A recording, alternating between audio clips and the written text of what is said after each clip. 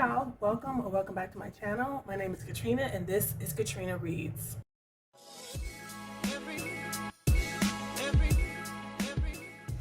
I want to do a February wrap-up part 2.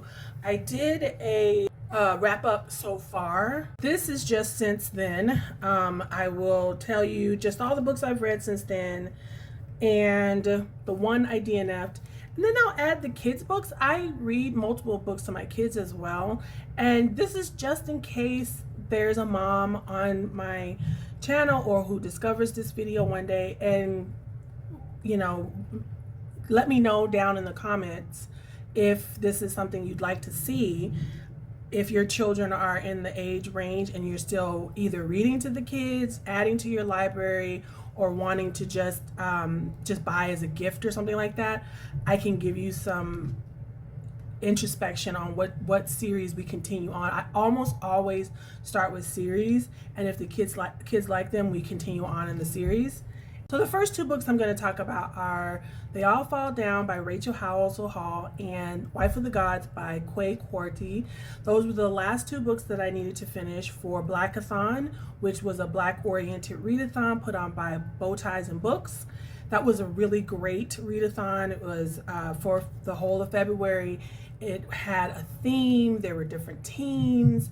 There is going to be a live show, I think, on the 1st, which is 2 days from now. There were movie nights. There was blackout on Instagram and Twitter. So that was just doing selfies because, you know, the internet is a white space, it really is, or white passing space. And so we just wanted to get our faces out there and say, hey, we're here. And so that was just a really cool kind of thing to do. I enjoyed it. I really enjoyed this readathon. So those were the two books. Sadly, They All Fall Down was a 1 for me. I really didn't enjoy it. I didn't enjoy the characters. I didn't enjoy the story. But Wife of the Gods by Quay Quarty, I believe I only gave that, I think I gave that a 4.5. That book, it was a basic police procedural, but it was elevated because, number one, just if it would have been elevated from being basic just for the simple fact that I was introduced to this whole other world of one of my favorite types of palate cleanser books, or what do you call, like, just I just used the word, I think, just books I use to pass the time, just to have going, but I'm not expecting deep insight into. I use cozy mysteries for that, comfort books, and I use just regular police procedurals for that. Well, this was a regular police procedural. Normally I give those a 3 if they do what they need to do and there's nothing like objectively bad about it or nothing that just really kind of sets me off. Those normally get a 3 for me. So this book would have already been probably a 3.5 just because it was set in Ghana, and I had no idea that we were writing books like this worldwide. Then it just elevated itself because the writer Quarty was very descriptive in letting me see all these different parts of Ghana, the capital city all the way to the small cities. I got to experience, which was really interesting. We think of these places as third world countries and things, and while I was listening to this book, I was going through water outages here. I didn't talk about it on social media or anything like that because the people that I know and obviously on the news were going through much worse in Texas, but we here in Louisiana at the same time were going through winter snap, and my little village, I live in a village, like it's not even a city, and like the whole course, like the whole of our parish is considered a micropolitan. It's that small. So our infrastructure was not prepared for a cold snap like this, and so we had no water for about 5 days, 4 nights. And so listening to this, and we kept getting warnings to not use too much electricity, so we were not overloading the electricity thing. We kept praying the whole time. We were like, we can deal with our water. We have we were one of those people that kind of hoard water. It's because we can't drink the actual water, so we were already prepared for that. And so we were just like, please, because you know, if I'm stuck in a house with no showers and no internet with 2 kids, I'm gonna lose my mind. So our internet didn't go out, but we spent nights with candles on. We had times where the stuff flickered and we were like all scared. So I'm listening to this book of a place that Trump called S-hole country, that we considered third world. And I'm going through this and listening to what's going on in other parts of the country that are going on even worse. And the same stuff is going on there. They talk about leeching Wi-Fi from other people, and the lighting sometimes is off a lot, and the underbelly, and how people who are even police or teachers still have to have a second job just to make it. And I'm like, what is that? Where else does that sound alike? So the only foreignness, and like I was annoyed at myself for feeling this way. I felt like it was foreign, and I was having a hard time getting into it at first because of the names. And because the oppressive heat. I don't like heat. I'm one black person, one of these black people who do not like heat. I know it's a normal thing for us to like heat. I do not. And that's the one reason why if I can find a climate in Africa, such a big continent, there has to be a place where the climate is mild to a little colder. Can I live on a mountain somewhere? I would want to go back home if I could find a place that's cold. So that was the thing that was kind of, and the author described it so well that I felt stifled at first. But then once I got into the story was so good. And then the ending was surprise after surprise after surprise. And I was annoyed at first because he seemed like there was a lot of plotting, and he was putting us, now I know that he was putting all these, it was intricately plotted, because everything came back around at the end. But it took a long time in the beginning, while I was feeling stifled, while I was frustrated and kind of struggling with the names. That's a me thing, and I need to get out of that. I listen to just as many British procedurals and mysteries and cozy mysteries as I do American ones. So I'm pretty knowledgeable on the fact that, you know, their sergeants and captains and detectives are DI and DC and all that kind of stuff. And that was the same ranking as in Wife of the Gods. One of the other interesting things about this book was there was a push and pull that we're going through here as well today in America, and have always gone through. And it's the push and pull between radicalism and being modern, or science and religion. And they were struggling with people who still followed the old ways, the witch doctors, the woman who was killed. You know, she was trying to save some of these younger girls going there. She was trying to get people to use condoms because she was trying to, you know, bring down AIDS. And we still have that going on here. That's not a foreign thought. Once you get out of the idea that, oh, we're so great here. Nope. You know, we have Q, we have people who are anti-vaxxers, we have religious fundamentalists, and in this country, the number one religious fundamentalists are Christians. I mean, I think I'm gonna try to find the dude I grew up listening to this guy praying that he was gonna blow COVID out of here. COVID-19! COVID-19! I think we all remember Kenneth Copeland doing that. And, you know, with our televangelists and all that stuff, we're just as backwards. And so once that was all gone, once I got over myself, I loved it. It was a 4.5. He could have used all that time that he was plotting so much. He could have made that a little quicker. But other than that, this book was dang near perfect. It was so good, and my mouth was hanging open by the end of it because there was surprise after surprise after surprise. They were all well earned. This was a great book. Next, I read The Princess Trap by Talia Hibbard. Talia is the author of the Brown sister books. Get a Life, Chloe Brown, Take a Hint, Danny Brown, and then the new one that's going to be coming out, this month, I believe. Her sister book. They're wonderful books. That was my first introduction to Talia Brown. I'm gonna just go back and forth. But The Princess Trap is an older book of hers. And the basic plot of the Princess Trap is that Cherry is this confident, chubby black woman, comes in contact with Prince Reuben, but she doesn't know he's a prince. They go out on a date. They end up making out like outside, and paparazzi catches them. And she's like, wait a minute, who are you? He's from a Scandinavian country, and the royal family has a agreement with the paparazzi that they'll leave him alone. And they were like, well, he was kissing somebody that wasn't part of the family. Like, oh, but she is. He's just like quickly he goes, oh, she is. She's my fiance. And that's where all the hijinks ensue. It was fluff and all that kind of stuff. And I might have enjoyed it if I had not read the Brown sister books before and the perfectness of those.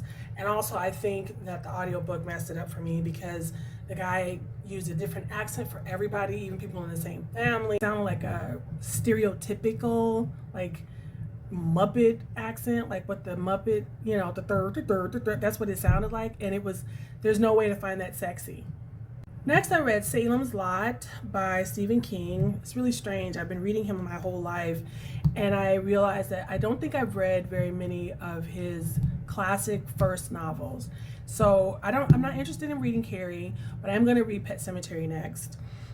So I wanted to read Salem Lot, and I really enjoyed it. It's classic horror. It's classic Stephen King horror, and I think it's classic Stephen King horror before he kind of goes off the rail. And I think it was a little more tight, and it's fresh. It's tight. It's scary, and he is a genre bending author. But this kind of stuff is where I think he gets his horror master label from. So I gave it 4 stars. It was great. It was creepy. I didn't get scared, but it was creepy, and I kept wanting to read it. Listen to him talk about writing this and it being his version of Bram Stoker's Dracula.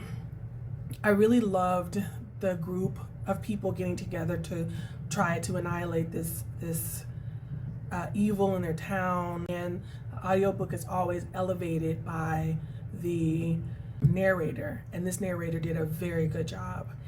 The only thing that I do have to say is it was confusing. Authors really need to not have so many people named the same type of name.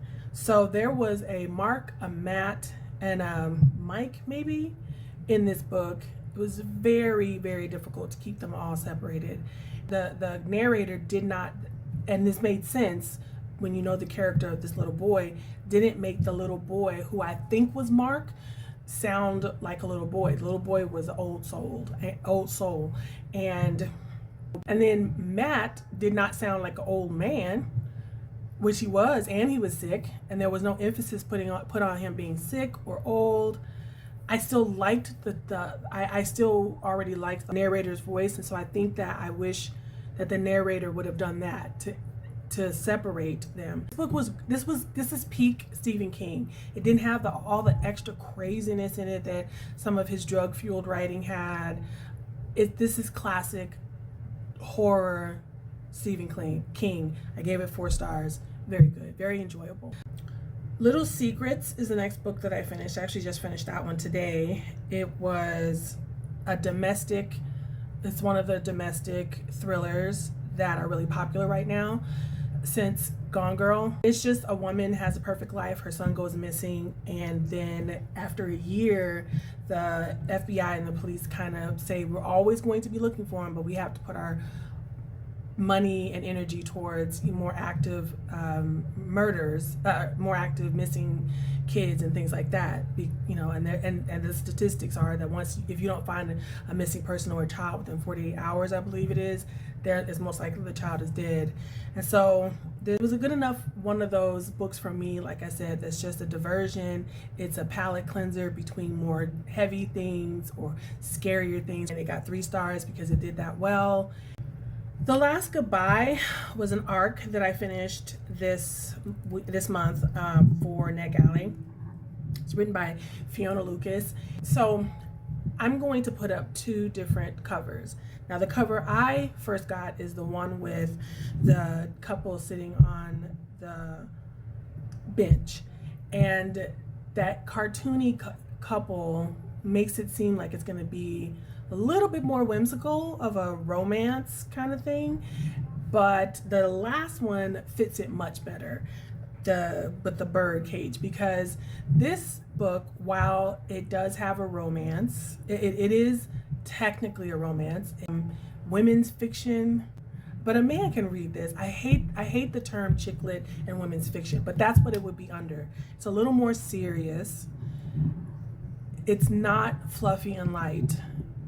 A woman is dealing with the love of her life's death the entire book, and she tries a relationship, and she tries diversions, and it's over the course of a year, and it really looks at grief, and it looks at the different ways that one grieves.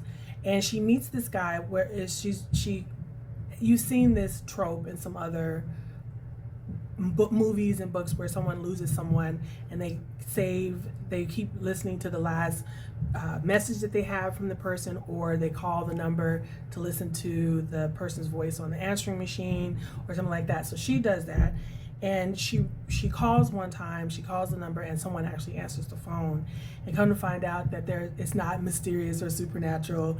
It's because I thought that's where it was going to go, but it wasn't. It was, she was paying it, automatically, and the card that she was using expired or something like that. And she, somebody got the number, and she ended up just talking to that person about it, and they became friends, and come to find out he was dealing with grief as well. Grief is dealt with from other points of view, a mother's point of view. It's dealt with from just a regular breakup point of view. And you just watch her try to piece her life back together, try to find herself again over the course of this year.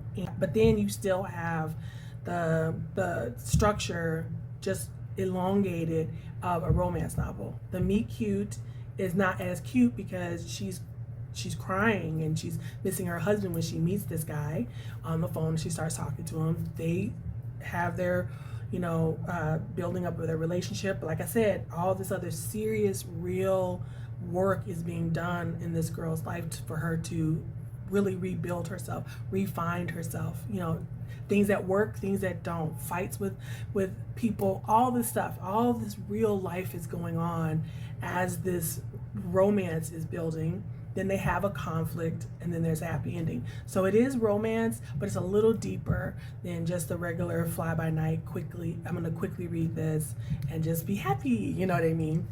So I have a full very long review on my Goodreads for this, and you can find that in the description box in my link tree, and it's in my arcs because this was something that was provided to me by NetGalley. Last but not least, really quickly, like I said, if this is something you care to see, or a mom or someone who even just sends books to their niece or nephew or friends' kids or something like that, wants something like this, wants more of this, or wants it separate or something like that, let me know. But the books that I read to my 10-year-old from the notebooks of the Middle School Princess and Royal Day Out by Meg Cabot, both of those books are in the same world as The Princess Diaries. Everyone loves those movies with, what's her name? I have to look up her, Anne Hathaway. So it's from that same series, that same world, and Mia is her half sister, and this little girl is a mixed black girl, and she finds out that she is a princess, and she goes to live in Genovia. And so from the notebooks of the Middle School Princess is a full-length novel, and then Roll Day Out was a novella. And then for my son, we read two, he's 7, so his chapter books are a lot quicker. We go through those a lot quicker. And we read Captain Awesome to the Rescue, which is number 1 in the series, and then Captain Awesome versus Nacho Cheese Man. But I DNF'd How to Talk to a Goddess by Emily Croy Barker. I didn't realize this woman waited, I don't think 7 to 10 years to finish this book. It's number 2 in the Thinking Woman's Guide to Real Magic, and I didn't realize I had read the first book and I DNF'd that one. And if I had known that, I wouldn't have requested this. And so I just saw goddess, magic, witches, and I was like, ooh, that's not, and it's on audio. So I didn't know the rules. I don't know the rules of, do I DNF and review a book? Do you DNF and review a book that was sent to you by an author or like something like NetGalley or Idlewise? So, but the only reason why I went ahead and reviewed this one is because I did put a considerable amount of time into it, because 37% through this book, which was over 20 hours. The first book was 26 hours. So 40% through that is a lot. And I had a lot to say. There was a lot to say about 40% through an over 20-hour book.